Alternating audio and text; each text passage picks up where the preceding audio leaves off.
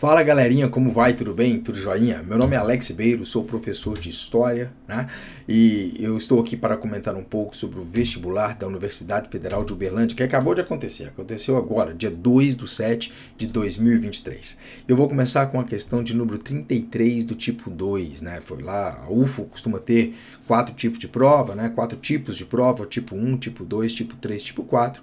E esse é o tipo 2. Então a questão de 33, onde começou a primeira questão de história nesse vestibular da UFO do ano de 2023, hoje dia 2 de julho, né? Vamos lá então, repara a primeira questão aqui, então essa questão 33 de história. No terceiro rate, o mal perdera a qualidade, pela qual a maior parte das pessoas o reconhecem, a qualidade de tentação. Muitos alemães e muitos nazistas, então ela já divide aqui dois grupos, né? Provavelmente a esmagadora maioria deles, então a esmagadora maioria dos alemães seriam nazistas, né, do Partido Nacional Socialista, né, devem ter sido tentados a não matar, a não roubar, a não deixar seus vizinhos partirem para a destruição, pois eles sabiam que os judeus estavam sendo transportados para a destruição. É claro, embora muitos possam não ter sabido dos detalhes terríveis, e a não se tornarem cúmplices de todos esses crimes, tirando proveito deles. Mas Deus sabe como eles tinham aprendido a resistir à tentação. Muito bem, aqui está falando do texto que é de Hannah Arendt. Hannah Arendt foi uma filósofa, né? Nasceu na Alemanha, em Hannover, em 1906, se não me engano, e faleceu nos Estados Unidos já em 1975.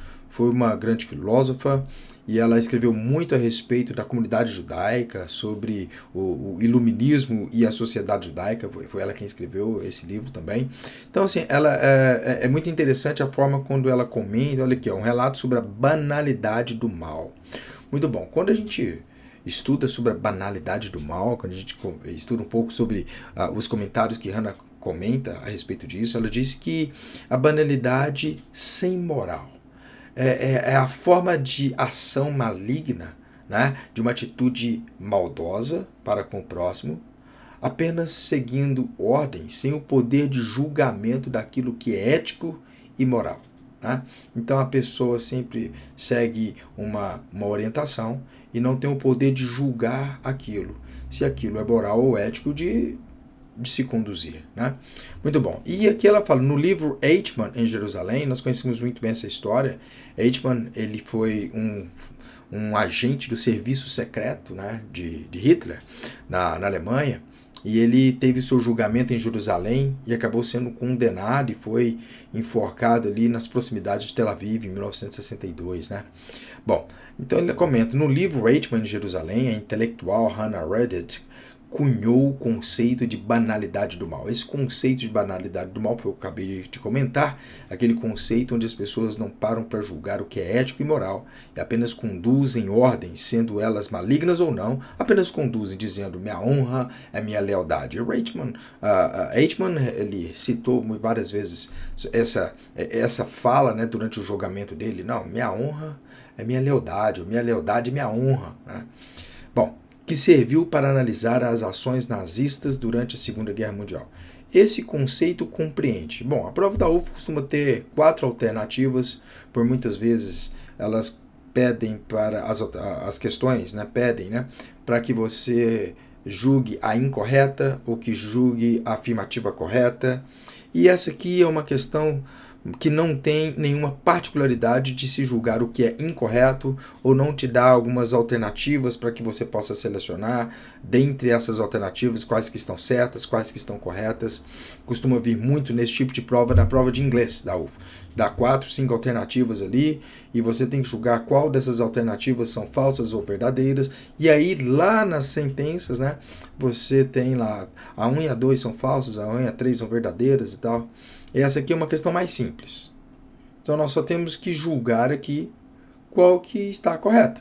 Né? Então esse conceito, o conceito de banalidade do mal, compreende o quê? Então vamos analisar aqui a primeira questão A, a sentença A. Os alemães e os nazistas, e aqui é interessante que ela já me dá uma chance, né, uma oportunidade de achar na prova, já achar ali no comando da questão, no texto que ela me dá, o termo que ela mesma me apresenta lá. Muitos alemães e muitos nazistas. Então, ó, eu posso olhar que a resposta está por ali. Os alemães e os nazistas não agiam de forma consciente das maldades praticadas pelo Terceiro Reich. Ela está me afirmando isso aqui, que os alemães e os nazistas não agiam de forma consciente. É mesmo, aqui está falando que eles sabiam, né, que os judeus estavam sendo transportados para a destruição. Bom, talvez não sabidos dos detalhes terríveis, mas eles sabiam que estavam sendo transportados para a destruição. Então os alemães e os nazistas não agiam de forma consciente. Não. Então, eles sabiam, eles agiam de forma consciente. Talvez sem o poder de julgamento se aquilo era certo ou errado, mas eles estavam conscientes, porque o texto está me afirmando isso. Eles sabiam que os judeus estavam sendo transportados para a destruição. Então, eles tinham uma consciência de que havia uma destruição logo ali, esperando aqueles vizinhos que eram amigos deles, talvez, né, funcionários, ou talvez chefes, ou um ciclo de amizade, sabiam que eles estavam sendo conduzidos para uma destruição. Né? Talvez não tinham, quando ela comenta de banalidade do mal, ela defende essa ideia de que talvez eles estavam sendo conduzidos por uma ideia, por uma ideologia, uma narrativa, né, de que eles apenas conduziam isso sem parar para ponderar se aquilo era ético ou moral. Né? Mas eles sabiam. Então, a letra A, os alemães e os nazistas não agiam, eles estão me afirmando, não agiam de forma consciente? Não pode ser. Então, vou desconsiderar a letra A. Muito bom. A maldade, vamos para a letra B. A maldade não é praticada, ela está falando aqui, ó, que não é praticada apenas por indivíduos reconhecidamente cruéis, mas também por indivíduos comuns. Bom, quando ela disse aqui, ó, que muitos alemães e muitos nazistas, provavelmente a esmagadora maioria deles, então ela está colocando que desse grupo de alemães, havia dentro desse grupo de alemães uma esmagadora maioria do Partido Nacional Socialista, em pensamentos socialistas, então que defendia o nacional socialista, que eram conhecidos como nazis, né? Por isso ficou nazismo. Então, mas havia aqueles que não eram os nazistas. Então está falando, a maldade não é praticada apenas por indivíduos reconhecidamente cruéis. Então, julga-se que ela considera os indivíduos reconhecidamente cruéis aquelas pessoas que seguiam a ideologia ou a narrativa do partido nazista socialista, ou seja, nacional socialista, dos nazistas. Mas então, os outros, pequeno grupo, né, que não faziam parte desse grupo de nazismo, mas eles também praticavam, né, uma atrocidade, né? Eles também praticavam alguma coisa cruel e sabiam que estavam praticando. Então a maldade não é praticada apenas por indivíduos reconhecidamente cruéis. Então aqui é uma questão que está certa, né? Era praticada tanto pelos reconhecidamente cruéis, que eram os nazistas, como os que não eram reconhecidamente cruéis, que não faziam parte desse grupo nacional socialista, né? Bom, vou considerar a letra B até aqui e não vou deletá-la. Bom, vamos considerar aqui agora a letra C. Os alemães fecharam os olhos para ações cruéis do Terceiro Reich. Eles fecharam os olhos para ações cruéis, especialmente em relação ao extermínio de judeus. Eles fecharam os olhos, é para o seguinte, que eles tiravam proveito dos judeus que estavam sendo encaminhados, transportados para a destruição. Então eles não fecharam os olhos. Eles tiraram proveito da situação. Né? Talvez pegando aquilo de pertencentes, ouro, prata, bronze, dinheiro, algum bem. Então eles tiraram proveito deles, então eles não fecharam os olhos de forma alguma. Né? Eles aproveitaram da situação, não é isso? Então olha aqui, ó, que eles sabiam que os judeus estavam sendo transportados para a destruição. Então eles não fechavam os olhos. Então essa letra C aqui, eles fecharam os olhos? Não, não pode ser. Então a gente vai desconsiderar a letra C. Vamos para a letra D? Os burocratas alemães, por obedecerem às ordens do Terceiro Reich, não tinham culpa daqueles crimes.